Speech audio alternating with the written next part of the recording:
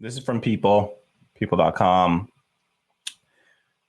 Representative Rashida Tlaib easily wins her primary rematch and declares squad is here to stay. Tlaib win all but locks her in for a second term in Congress, where she represents Michigan's 13th congressional district. So this is the district that includes like Detroit.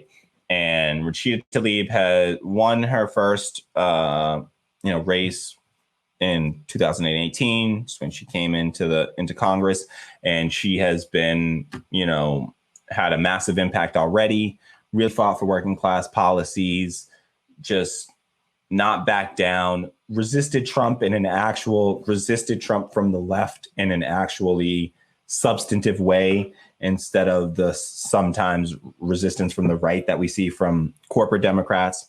And so this was originally published in people.com on August 6th. And here we see Sister Rashida Tlaib. This is the first Palestinian American woman elected to Congress. So just, a little bit of history there.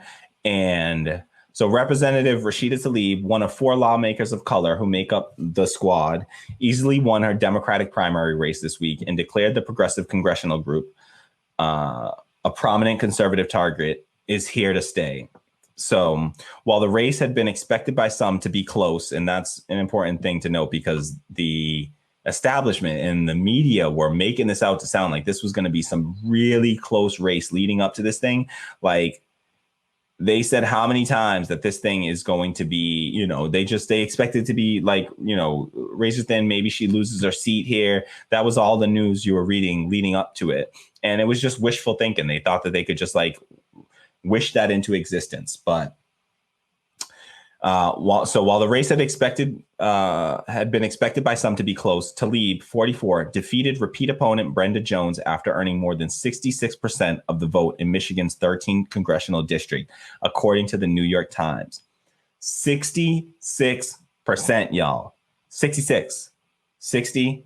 That's a 6 and then another 6 right after it. 66% of the vote. That's what you call a mollywhopping. Okay, that is a landslide if I've ever seen one. 66% to the 33 some percent that Brenda Jones received. The last race was an 8-person race. This was a 2-person race. Last time Rashida Tlaib got about 30 something percent, 33%, I believe, of the vote. So this time she doubled her vote total, per percentage total. And yeah, I just think that it's sorry about that. So just a little bit more context here, a little bit more background before I get into my thoughts on it. Jones is the president of Detroit City Council and lost to Tlaib in their last election by only 900 votes, while beating her in another contest by some 1,600 votes. So I can't even get into it because I don't even fully understand it. But suffice it to say that oddly, there were 2 votes that they had 2 votes. And in one of the votes, Tlaib actually lost by 1,600 votes. And in the other vote, she won by 900 through some weird circumstances that happened that year with that district's politics and stuff and whatever weirdness. Ryan Grimm, I saw give some explanation on this, and it's not important. Suffice to say, there were these 2 elections. One of them she managed to win by only 900 votes, and one she lost by 1,600 votes. So here's a statement from Tlaib. Let it be known that in the 13th district, just like in communities across our country, we are done with establishment politics that put corporations first. If I was considered the most vulnerable member of the squad, I think it's safe to say the squad is here to stay, and it's only getting bigger.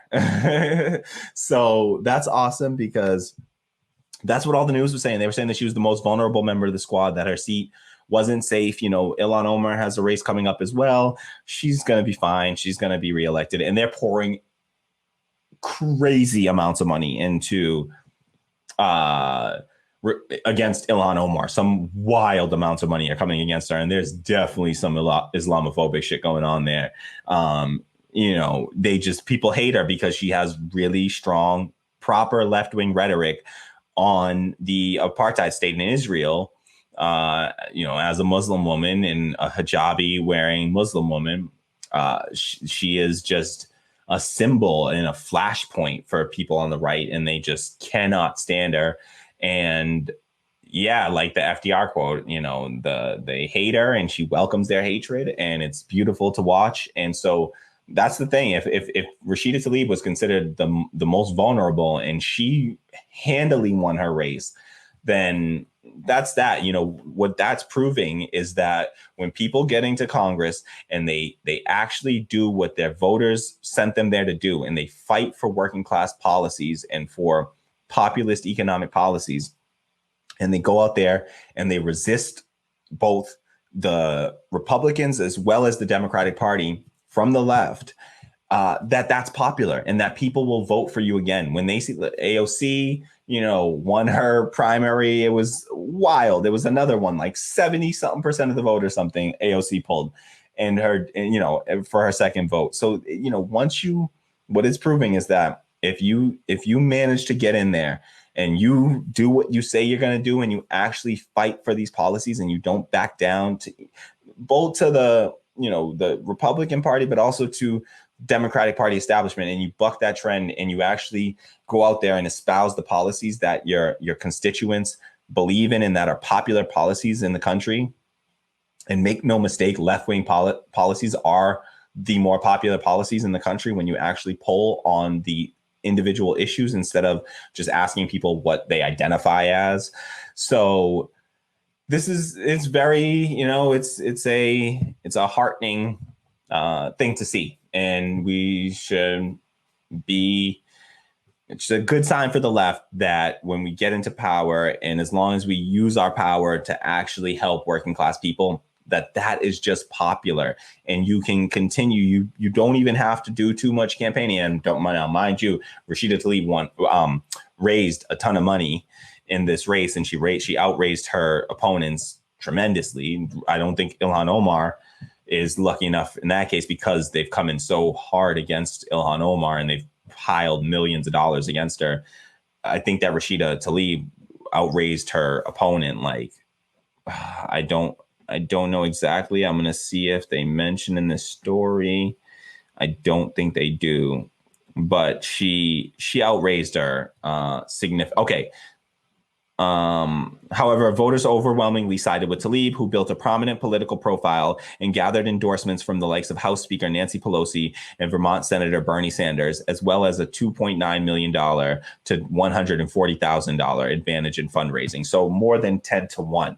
This is crazy because this is the opposite of what you usually see. Usually you see the establishment corporate candidate coming in and being able to raise 10 to 1. Like, that's what happened to AOC. She got outraised, I think, 10 or 20 to 1 in her district by Joe Crowley, and she still beat him.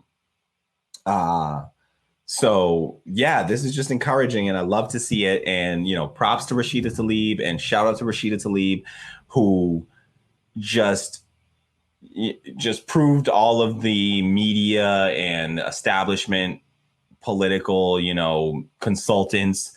It just proved them to be as foolish as we all know they are. So shout out to Rashida Tlaib for the win.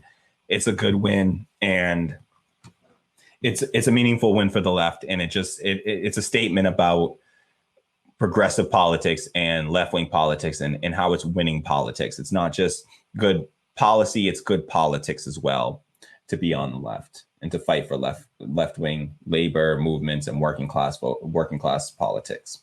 Thanks for watching Radical Democracy Podcast. I'm your host, Kamali Rose. Please like and share this video, subscribe to the channel, and if it doesn't bother you, hit that bell below to receive notifications whenever we go live or launch a new video. Please leave your thoughts in the comments below, and if you can afford it, do me a huge favor and head over to my Patreon at patreon.com/radicaldemocracy and throw me a few bucks. Whatever you can afford, it goes a long way, and I will greatly appreciate it. It helps the channel to continue to exist and to grow, and I really appreciate the support. Thank you so much, and I hope to see you soon. All right. Peace. All right, that was a good one. That one's it.